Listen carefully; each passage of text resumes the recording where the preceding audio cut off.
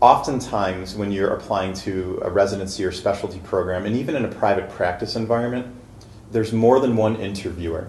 So, Yes. and sometimes it's one interviewer at a time, and sometimes there are several interviewers. So, oh, yes, yes. yeah, Targeting that. Yeah, so if you're following up, do you find the person that you created the best bond with and thank them, or do you send a general thank you that encompasses everybody? Do you thank each person individually? Yes. It's really an accepted practice or common practice to follow up with each person who's interviewed you. Okay. So, because you never know who might have the weight of the hiring decision. Even if your closest connection is with the one person, there may be one person that has more leverage in the interview, and that also is maybe questioning your abilities more than another. So you want to make sure that you've made everyone feel equally welcome and appreciated for the interview experience. So I would say follow up with each person diligently, and if you can, tailor them to the person. If specific people had asked questions that you want to probe into a little bit more, I think it's incredibly important to really tailor them to that person's interest, and kind of also look during the interview for the variety and the uniqueness of each person's questions and of their backgrounds. So I think you're smiling because you kind of agree with that. You're finding it interesting. I totally agree, and I'm just trying. I'm remembering when I was that person sitting in the room, and I'm trying to picture myself as a student today, and I'm nervous because I'm in front of somebody that holds my future in their hands.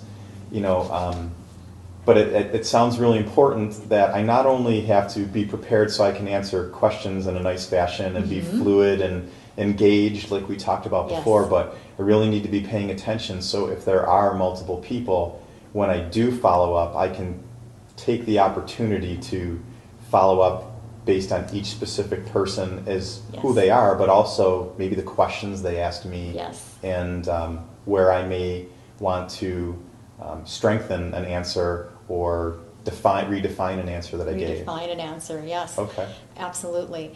And I would say that you absolutely need to get everyone's business card too, if you can. If you can ask for a card, I don't think that it's really uncommon practice, or it'd be considered too assertive of you or aggressive of you to ask for a business card from each person.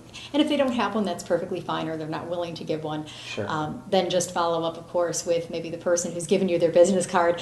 But you could even call the practice and find out what their names are as well. I mean, you can talk with the receptionist. There are other ways to do your research. If you've forgotten a person's name, make sure you always have the correct spelling of each person that you're working with. Don't just cut corners and presume anything in the process. So you have to do your due diligence of following up with the correct information, and making sure that also it's so simple to have typos and errors in your thank you notes. One of my clients was actually declined. I didn't get a chance to see her thank you note, but many years ago, I had allowed a couple clients to do thank you notes on their own, didn't really get a chance to ever see them, and she was actually declined for the position based on her thank you note, having a number of typos in the thank you note. Yes.